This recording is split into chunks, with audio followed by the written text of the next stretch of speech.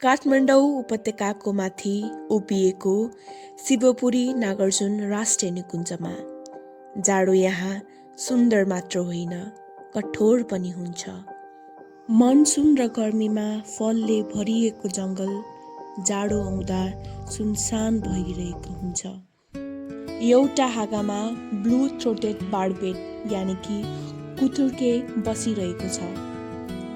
यो हतारमा छैन, पहिले वरिपरि हेर्छ, आकाश, हावा र जङ्गल।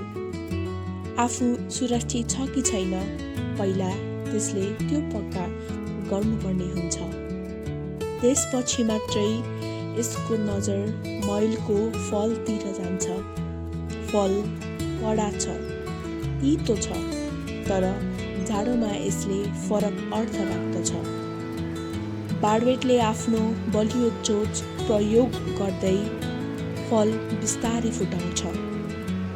नरम गुदी एकपछि अर्को गरेर स्वाद लिएर खाँदछ।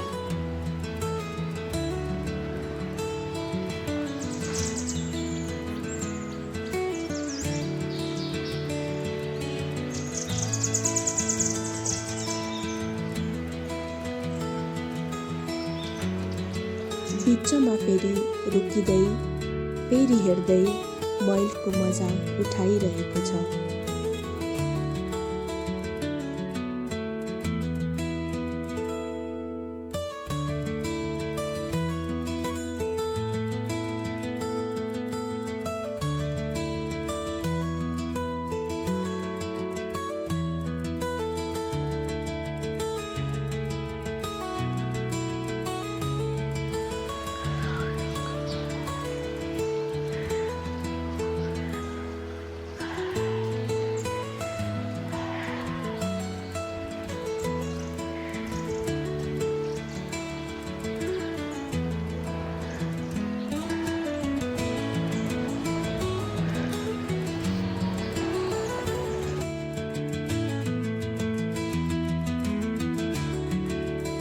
यसै समयमा अर्को हाँगामा हिमालयन ब्ल्याक लोअर टिट यानि कि पाण्डु चिचिलपुटे आएर बसेको छ।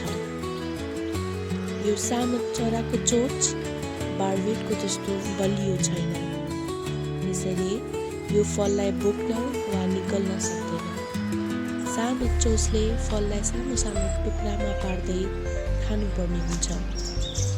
यस्तो खडेरीको समयमा पनि मैलको फलहरूले चराचुरुङ्गीहरूको जीवन बचाइरहेको छ।